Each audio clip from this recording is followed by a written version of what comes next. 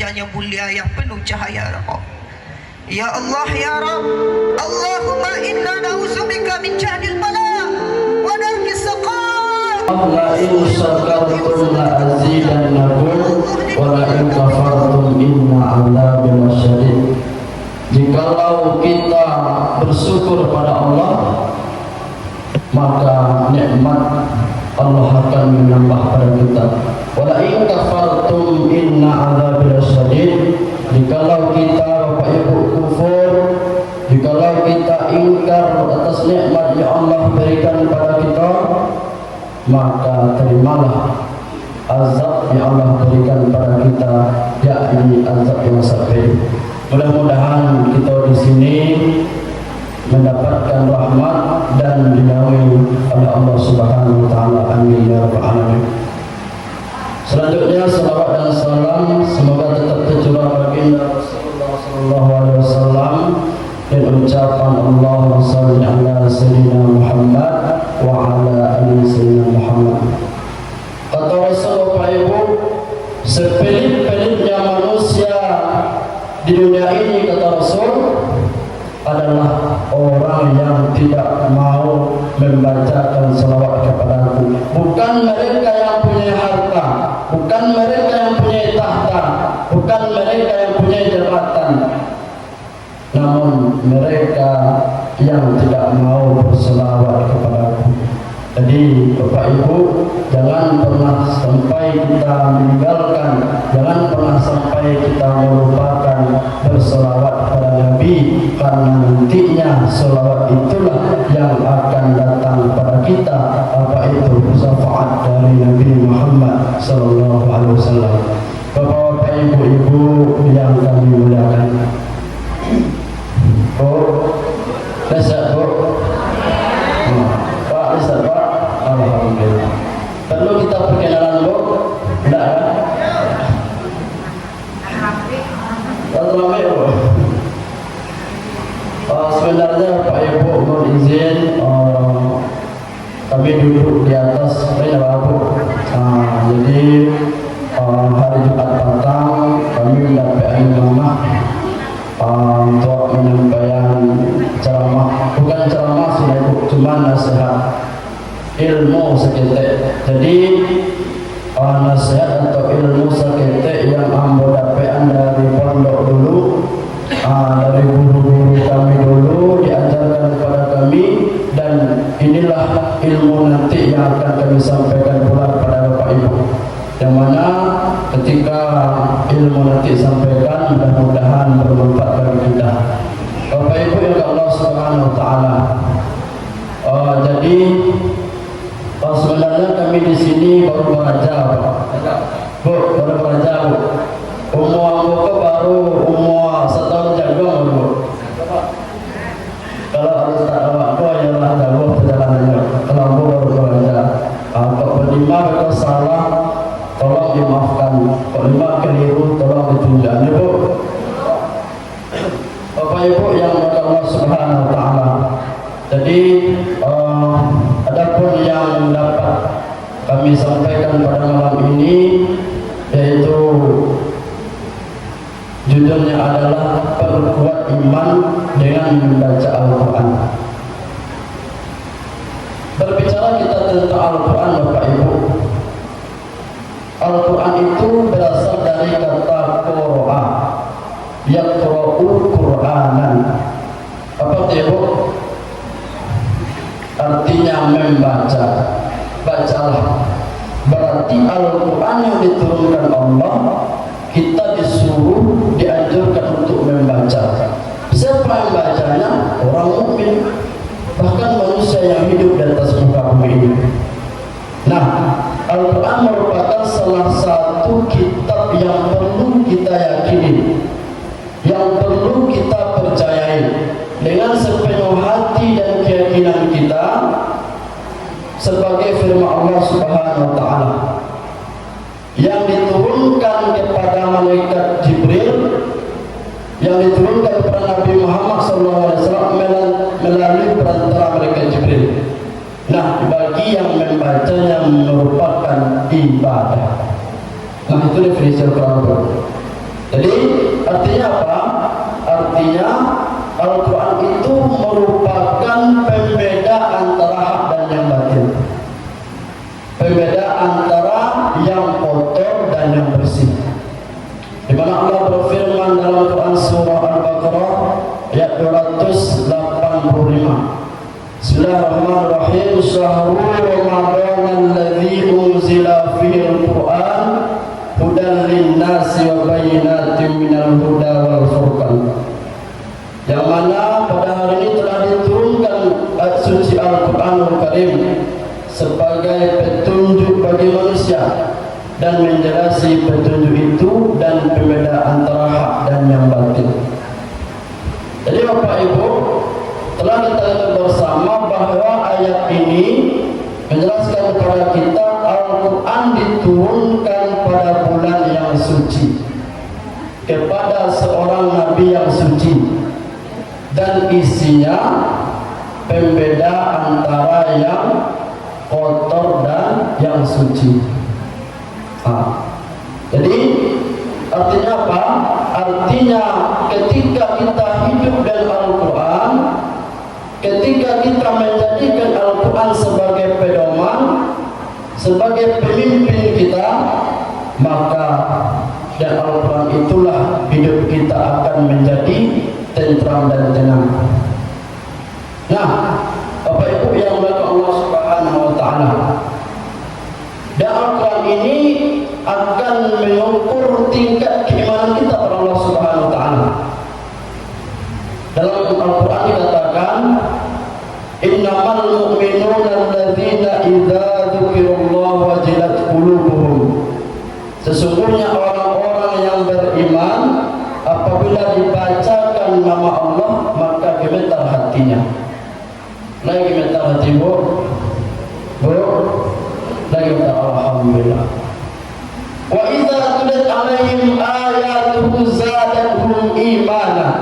Dan apabila dibacakan asma-asma Allah dan Al-Quran kepada mereka, bertambah iman mereka. Lagi bertambah iman bu. Baik, alhamdulillah. Wa 'alallahi falyatawakkalul mu'minun. Dan kepada Allah mereka bertawakal. Nah, artinya apa? Artinya menurut Imam At-Tabari bahwa keimanan di sini adalah bertambahnya ketakutan atau rasyah. Jadi orang yang beriman itu apabila dibacakan asma-asma Allah, ayat-ayat Allah, takut mereka kepada Allah. Kenapa takut? Karena yang dibacakan itu adalah ayat suci Al-Quranul Karim. Nah, Bapak Ibu yang dimuliakan Allah Subhanahu wa taala. Nah, ketika ada perintah untuk mendengarkan, berarti ada perintah untuk membaca Al-Quran. Nah, di dalam Al-Quran tersebut bahwasanya ketika kita membaca Al-Quran, kita nanti Bapak Ibu akan diberikan syafaat di yaumil akhir nanti. Iqra'ul Quran fa innahu ya'ti yaumal qiyamati syafi'an li ashabihi. Bacalah Al-Quran karena sungguhnya dia nanti akan datang pada hari kiamat untuk menolong kita. Al-Quran itulah disebut di hari kiamat kelak untuk menolong awak. Jadi gunakan waktu kita untuk baca Al-Quran. Nah, dalam hadis dikatakan Rasulullah SAW bersabda, afdalu ibadati ummati qiraatul Quran. Rasulullah SAW bersabda, sebaik-baik ibadah umatku, kata Rasulullah, adalah membaca Al-Quran. Nah, Imam An-Nawawi mengatakan bahwa berzikir, berdoa, membaca Al-Quran itu salah satu kita sudah menjalani dari 77 cabang iman. Jadi Bapak Ibu, ada 77 cabang iman, di antara itu adalah membaca Al-Quran, berzikir, berdoa,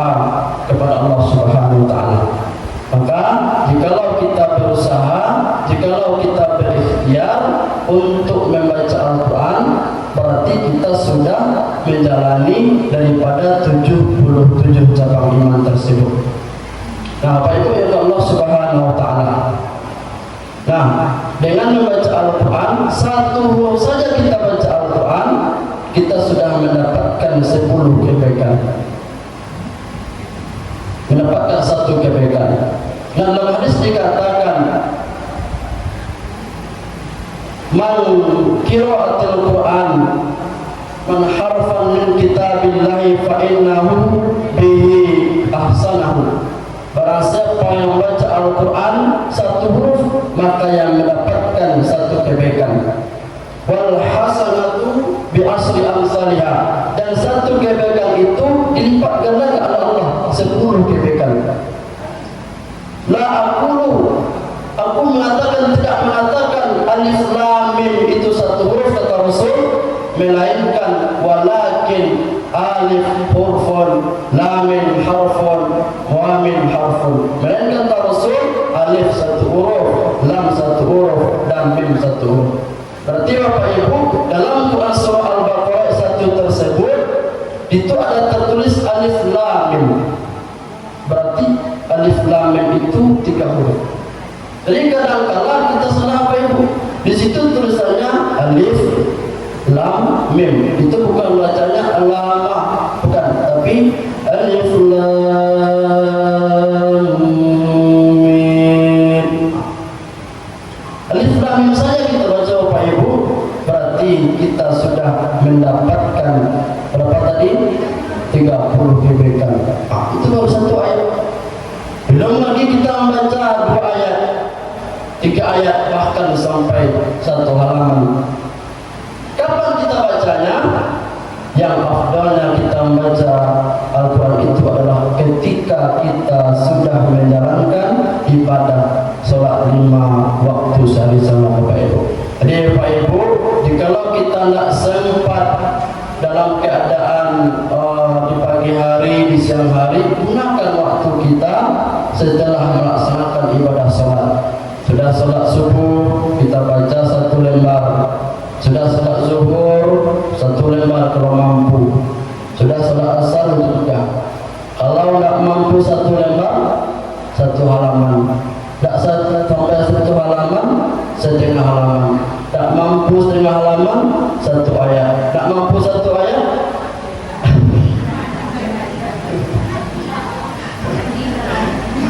nah itu Bapak Ibu.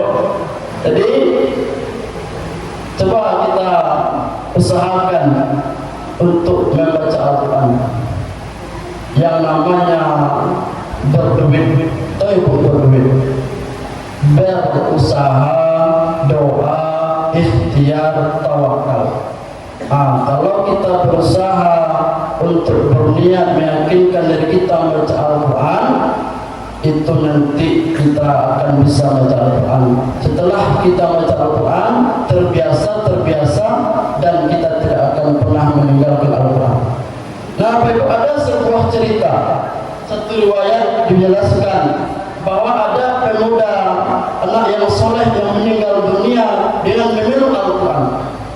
Dicatatkan dalam hadis riwayat tersebut, bukan hadis tapi riwayat, bahwa ketika pemuda soleh ini, ketika dia berumur masih muda, dia sudah rajin baca Al-Quran. Dia selalu melapaskan, melantunkan suci Al-Quran di hatinya, bahkan di mulutnya. Bahkan Bapak Ibu, kemana pergi, kemana dia berjalan, Al-Quran ini tidak akan pernah dia tinggalkan. Nah, satu ketika dia dipanggil oleh Allah. Setelah malam, ketika malam dia menjalani salat tahajud, dan setelah salat tahajud dia ketiduran sambil memeluk Al-Quran. Lalu disitulah malaikat mencabut nyawanya. Akhirnya dia meninggal dalam keadaan memeluk Al-Quran. Nah, inilah Bapak Ibu, inilah salah satu jikalau kita menjadikan Al-Quran sebagai pedoman. Jikalau kita menjadikan Al-Quran sebagai tujuan hidup kita. Kenapa? Karena Al-Quran inilah nanti yang akan membawa kita menjadi penolong kita di akhirat kelak.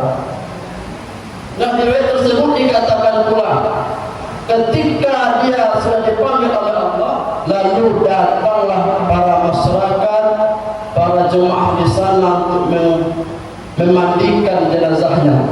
Sudah dimandikan, dikafani, disolatkan sampai dikuburkan. Tapi ada satu temannya Pak Ibu, ada satu teman yang berada di atas kepalanya. Lalu sampailah dikuburkan oleh orang, lalu 7 langkah orang beranjak dari kuburnya, lalu datanglah malaikat Munkar dan Nakir. Ketika malaikat Munkar dan Nakir menanyai pemuda ini, lalu yang temannya tadi berkata, siapa temannya Pak Ibu? Al-Quran. Apa kata Al-Quran? Wahai malaikat Munkar dan Nakir, masukkanlah dia ke dalam surga, karena dia setiap hari, setiap waktu, setiap saat selalu membawaku dan menyebut nama. Inilah Bapak Ibu, begitu dahsyatnya, begitu hebatnya kalau kita hidup dengan Al-Quran. Bapak Ibu yang dimuliakan Allah Subhanahu wa taala. Jadi dalam hadis Abu Dawud dikatakan, orang Muslim yang suka, yang gemar membaca Al-Quran itu diibaratkan dengan buah-buahan yang harum manis, yang harum dan manis rasanya. Itu pertama. Yang kedua, orang Muslim yang tidak suka membaca Al-Quran, maka itu digambarkan seperti buahan yang manis rasanya namun tidak ada wanginya. Yang ketiga, orang fasik yang suka membaca Al-Quran itu digambarkan seperti buah-buahan yang aromanya wangi namun pahit. Yang keempat, orang fasik yang tidak suka, yang tidak gemar membaca Al-Quran itu ibaratkan seperti buah-buahan yang tidak ada aroma dan pahit. Jadi ada 4 Bapak Ibu dikategorikan orang yang membaca Al-Quran. Jadi apa yang kita pilih? Di mana kita? Maukah kita membaca Al-Quran atau tidak? Atau kita menjadi orang fasik membaca Al-Quran atau tidak? Nah, di sini sudah tentu bahwasanya ini menandakan bahwa jikalau kita orang Muslim, maka jadilah, pilihlah yang nomor 1. Orang Muslim yang suka baca Al-Quran, maka kita diibaratkan seperti buah yang manis dan harum wanginya.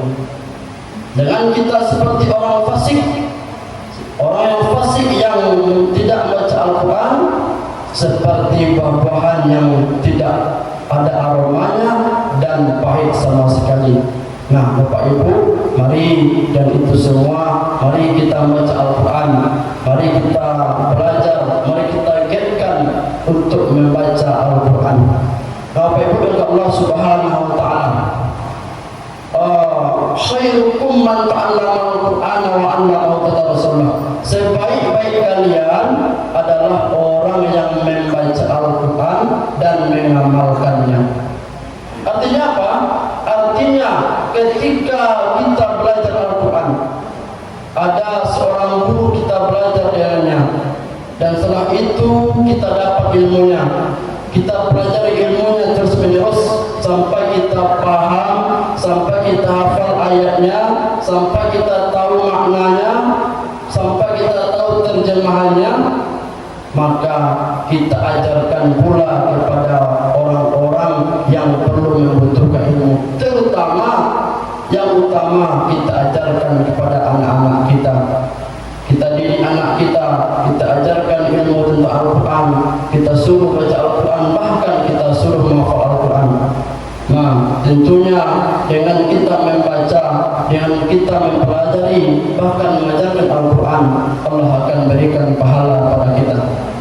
Bapak Ibu yang Allah Subhanahu wa taala. Nah, dan itu semua tentunya membaca Al-Quran itu merupakan sangat penting dalam kehidupan kita masing-masing, terutama kita yang senantiasa ingin belajar Al-Quran, yang senantiasa menjadikan Al-Quran sebagai petunjuk,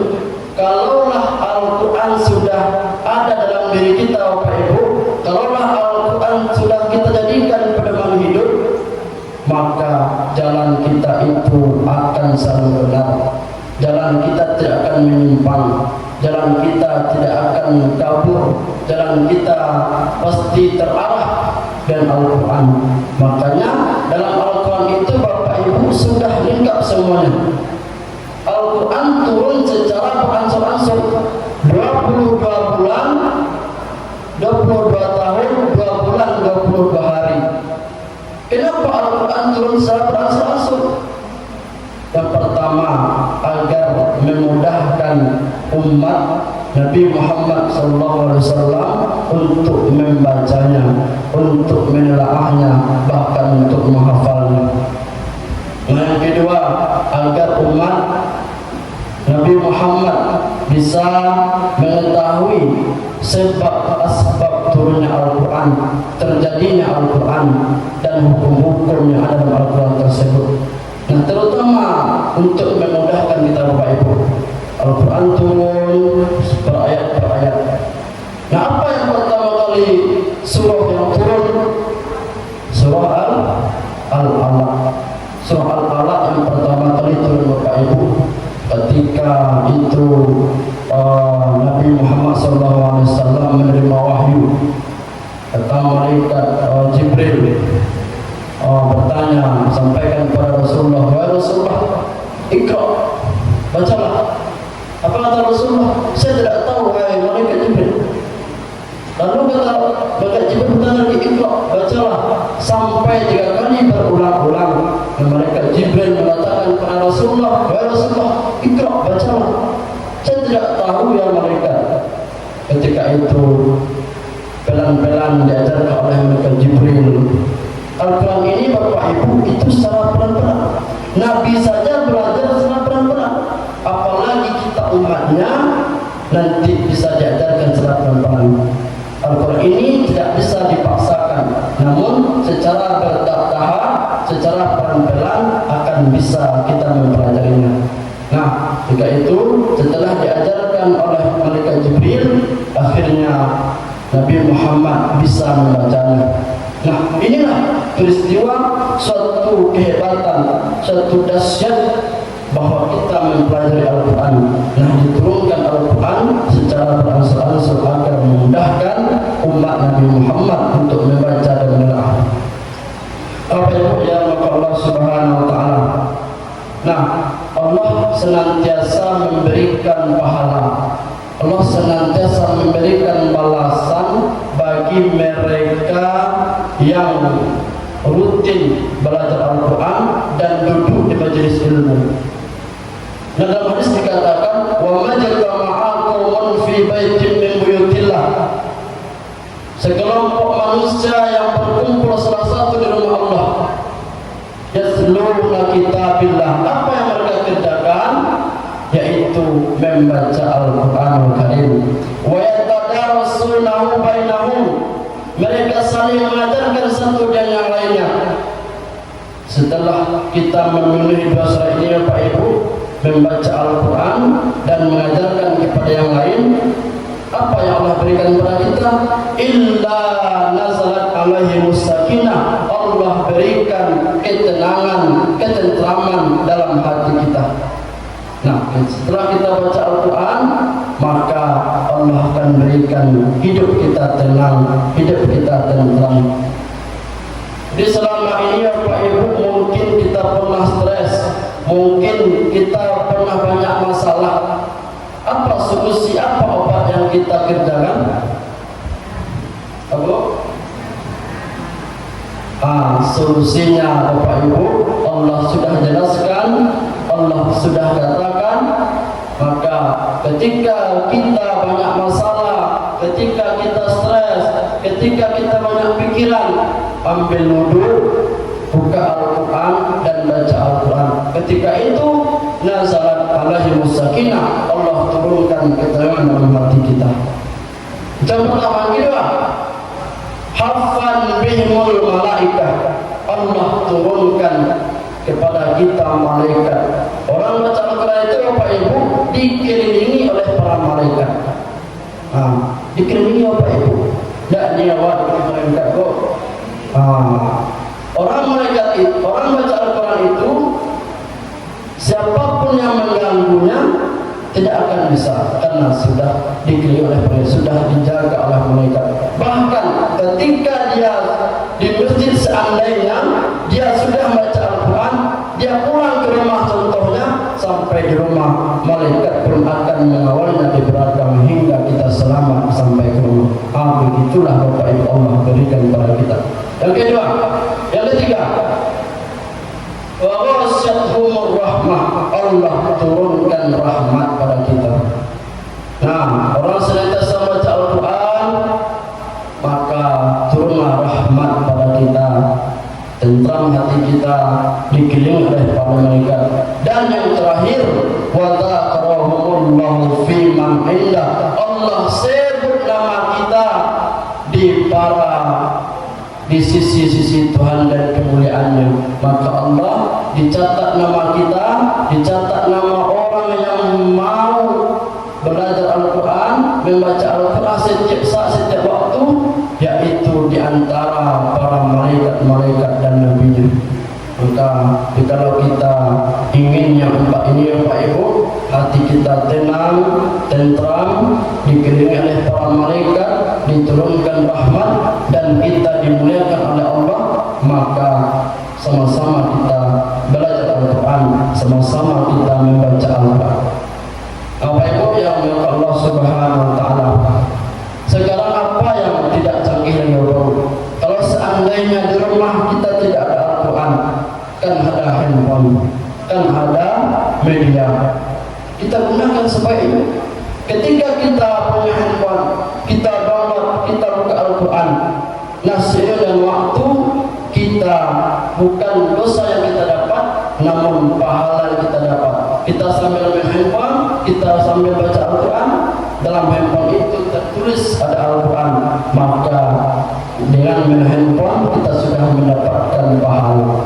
Biasanya kita main handphone tidak mendapatkan apa-apa, namun seiring dengan membuka handphone atau tablet atau laptop dan lain sebagainya, dengan mendownload Al-Quran, membaca Al-Quran, maka kita sudah mendapatkan pahala. Apalagi dengan Al-Quran kita baca, kita pegang Al-Quran, ini sudah luar biasa pahalanya.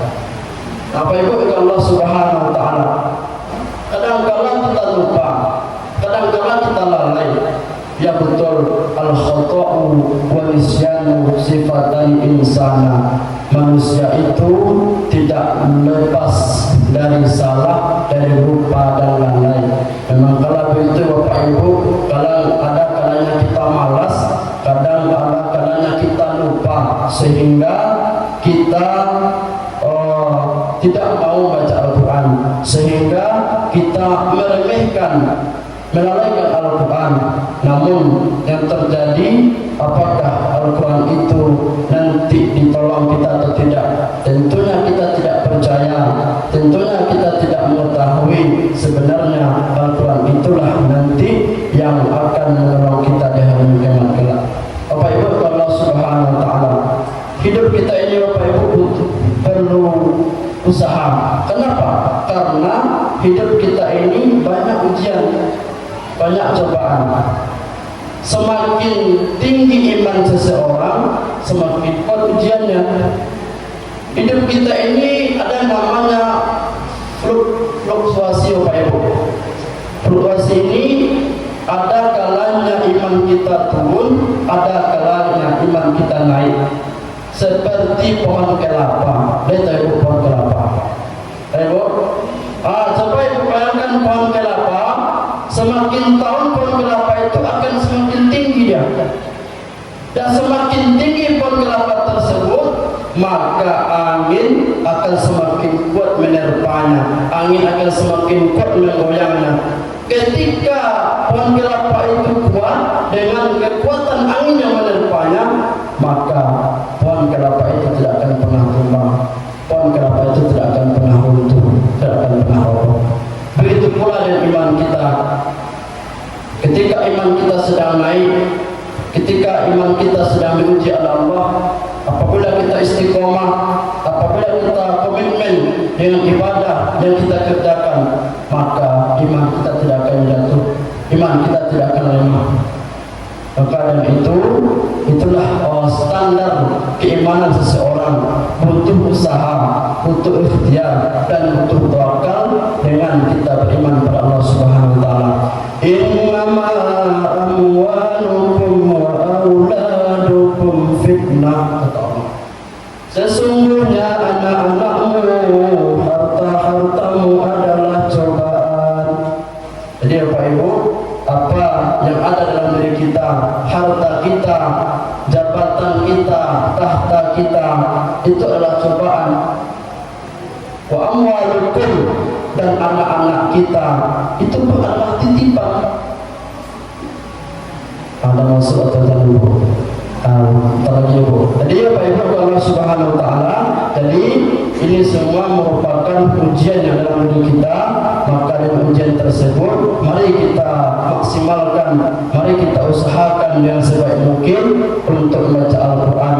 Maka dan itu nikmat yang Allah berikan kepada kita, nikmat mata kita gunakan yang sebaik-baiknya. Apa itu? Membaca Al-Quran, melihat Al-Quran. Mudah-mudahan yang kita mau baca Al-Quran, mau baca Al-Quran, mudah-mudahan Allah kuatkan hati kita, mudah-mudahan Allah kuatkan iman kita untuk selalu bisa membaca Al-Quran dan menyelamatkan kita nanti di akhirat kelak. Amin, amin ya rabbal alamin. Barangkali itu yang dapat kami sampaikan Pak Ibu. Mohon maaf